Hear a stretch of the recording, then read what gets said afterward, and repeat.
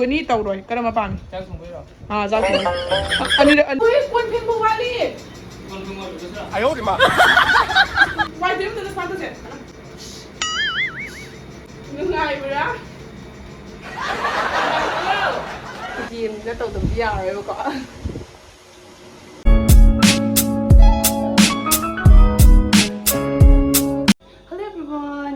channel da tram nong churi adoi hozik lu channel lo re bako ai se welfare chat to ni do mai te sari set reng si se ba ko mai te sari do mang chwa nap sali bako chimi da ina online gi podam order ta we nam puna unboxing ta winner se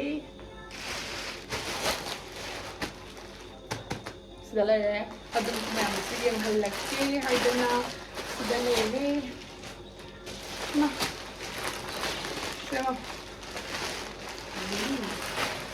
ai ngasi dress gam chana do ida sida leire sigi be si se ni welfare gumba chatpada mapana chatpada ngang chen bai na pon su ya nak chana dum ni ne ai sari je kai male si se actually kurti ko chana ni bako ado dum ai ngang chen bai na sigumba bag se ka poche hap khraga di dum ai yam nungai bado sigumba poche hap khraga di lo na chan bado adu do oina tawe bako ai di angang gi ising angang gi diaper ma dagai even ai gi laptop phau bane hap yai अदुसे से proudly Indian brand नि पेटाई proof नि अदुगा क्योरिटी free ने बको हाबदी animal सिंग harm तोरगा सेमक product न छदि ma'am handcraft होइदोइ ने बको मखुन न सेमजबा पावा चादना फै अदो येगो सिगी ब्रांड सिगी नि जो खाइबा ब्रांड सिगी नि बको अदो यामना दि अमकंग लेबदा पुछि छु पसिन बया तो बेक तादो दुदुनि मैमना पाम तारगदि आई डिस्क्रिप्शन दा लिंक हाचरम के कूपन को थमजरम के अदु बको न यूज तो तारगदि you get an additional discount अदना मैम से संगगा आई कूपन को सिनारगा ऑर्डर तो सेंडियो तान को फमनि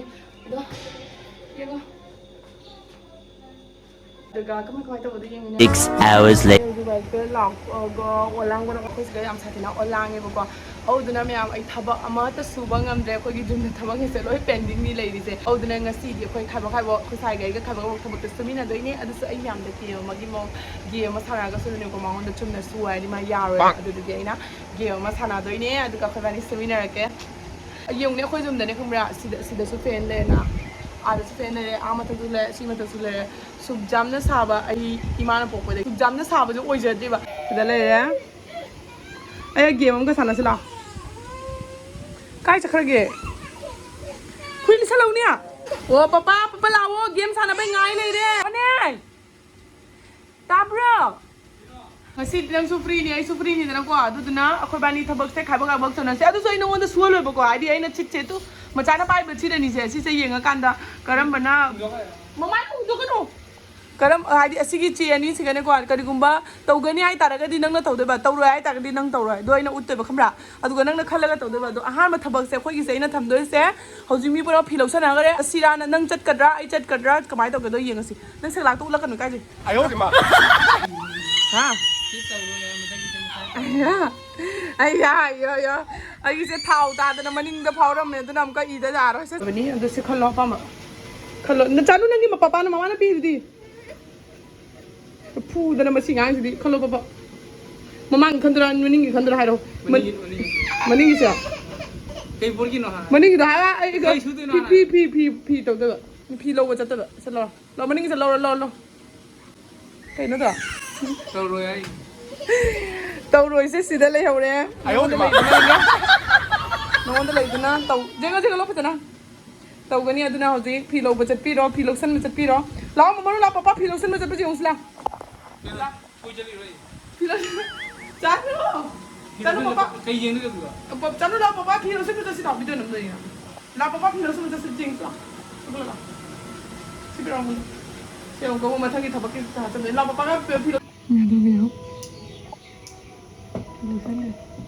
Kilip tu sujaw na mo. Ako yun eh.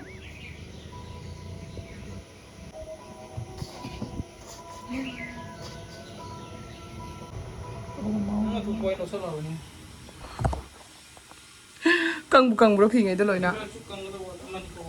Kang buat lera. Kilip tu tunga na to 12 ni kilip tu subra. Howjik chi mu ready to na ngai le ra jar mathang nang tu ha kai gi ja le kai kolang me sa ko roi howjik mathang to doi sin ne ꯃꯥ ꯄꯀꯥ ꯋꯥꯏ ꯇꯩꯕꯩ ꯇꯧꯗꯣꯏꯅꯤ ꯑꯗꯨꯗꯤ ꯀꯔꯤꯒꯨꯝꯕ ꯑꯩꯅ ꯑꯩꯒꯤ ꯂꯥꯏꯕꯛꯇ ꯇꯧ ꯍꯥꯏꯇꯥꯔꯒꯗꯤ ꯑꯩ ꯇꯧꯗꯣꯏꯅꯤ ꯑꯗꯣ ꯍꯧꯖꯤꯛꯅ ꯄꯀꯥ ꯋꯥꯏ ꯇꯩꯗꯣꯏꯕꯁꯦ ꯃꯨꯟꯅ ꯌꯥꯝꯅ ꯌꯦꯡꯕ ꯌꯥꯗꯦ ꯍꯥꯏꯔꯛꯑꯣ ꯄꯕ ꯃꯃꯥꯡꯒꯤ ꯑꯃꯅꯤ ꯃꯃꯥꯡꯒꯤ ꯑꯃꯅꯤ ꯂꯧꯔꯣ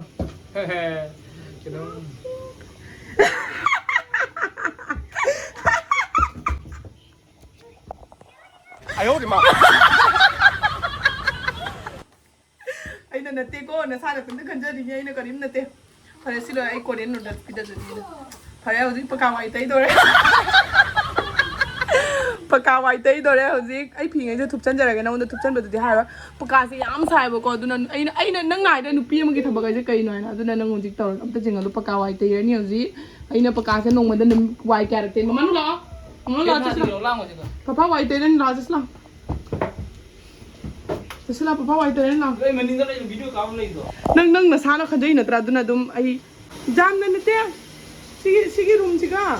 सिगी रूम सिगा बेडरूम का अहम खितंग किचन वाली बना किचन को इतने सिगी रूम सिगा दुगई बेडरूम का अहम सितनी ले जरी से कोई अहम से तैथारो ममा का चानू का फंग मथकतम ते काखत खिगा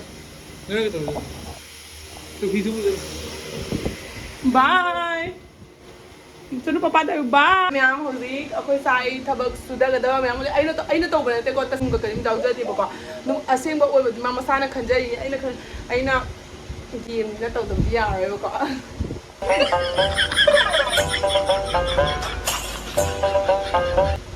अइ अतौबदि अचापत जाइदा लोयगा अजि मवाइ के खर यहां जेंगे कम फिनो अदुना ओइसु जाय अइना तोंगाना थमने दुना ओइसु जाय सुदु पैसा चनबा हौरेबको सी पैसा हाबने बइसे लेरगा सिबु सिदेना थीबा पैसा हाबनिंगाय लेहौद्रबो खंगे मसिना लेरैसे कयाम थीग्रबा मा लेरखन पापा रेडी ओइ खटखरा थले ता ना ना ना ना ना ना ना ना ना ना ना ता ना ना ना ना ना ना ना ना ना ngasi free oy bagini ta na na na na na na na na ta na na na na na ayo ma na da pha pha tamen gam pithara kanu ma se emne da keim thabak su pote bako ngasi upai lai da bai mai marai bak ta pai da makani ma na suri se na tradi kasu kari ba ma su de kitang ka ba gam na pulo halo ta na na na na na na na na bedroom da ki start ho raha Munna bedroom में पापा celebrity लाए वो है machine है मा celebrity लाए मनु बातिन bye ने celebrity है सो काकलो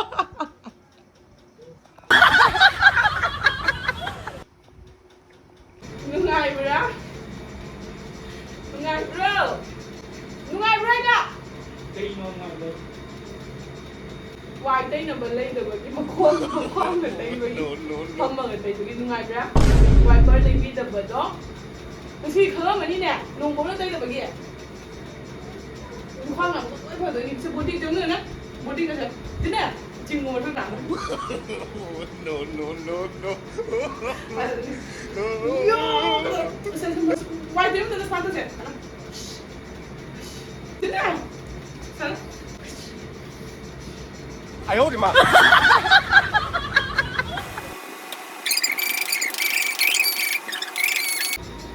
Sila kuat pembo wali. Ayo. Tu. Kaya.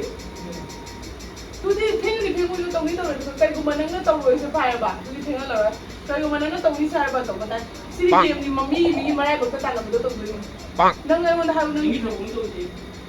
Aduh, ay kasi ni game sana yung nakuha niya. Kuha ni free day bagi.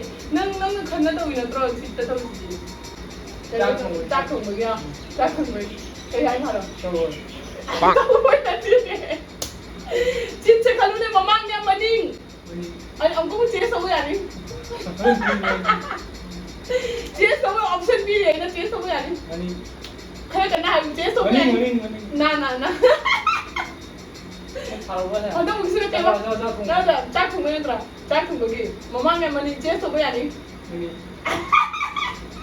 뭔데 칼로 제서 뭐야니 뭐망에 뭐니 하루 봐 플리즈 뭐니 저기 오늘 사라져 tàu rối 아유 우리 마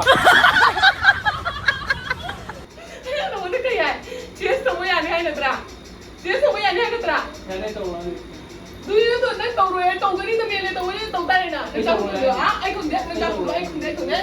Gengi ba tuli dali. Ay no da kayo, ska pizza daw kasi sino ka rin. Pwede point ba po daw din ang nagtawro. Matatu la pa mama ko ko yung para tayo kung dara. Hindi na sita pagsudo. Chak chak pagsudo.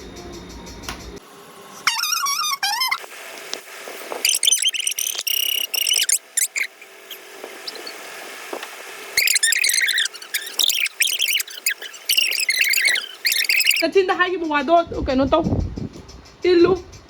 Mamanggi chese pamra, maningi chese pamra haro. Tawgani tawroy. Karama pami. Chak sunggoy ra. Ah, jak thong. Anira kano. Maning. Muna kalu chese to ba jani? Ha? Chese to ba? Maning. Chese to ba jani? Muna kalu. Ha? Jak thong mo inatra. Sena sana diyo. Siya lang rin mamak, maning na trauma, maning siya kalay na. Du sa dia, tuni na dia. Ha? Nang nasa kalina try kong dilo. Ha? Nang nasa kalina kong dilo tuni na. Chak thong da ni kay. Kay nyang thong da na. Kay nyang thong da na. Ito may ulang mo siya nung nga bitre pa ko ito na ayun na chak thong ya. Sila lang nga thong na ito yun ko. Ay na mga na chak thong na di mi am na comment mi am hay ka daw male ko ito na comment gi su khala ga yam sa ni kizar na. Thong da to ay thong di ko thong ito haji ku ma pan ta chak thong mo nga sai de law na ba gi ne jung ta ni si jinga la ke. Ku ma ba kai ta do chak thong mo gi law na ba haji last ta ayo na ta ya. Ado ay mga naman hay kibo ko. Tak thong ara kay hay kining si. Aw hape pa ko nga ngoro. Am ta nga ngoro ba? Hagi na tay ma ta dom ta jing. Oi, thong. Ayo di ma.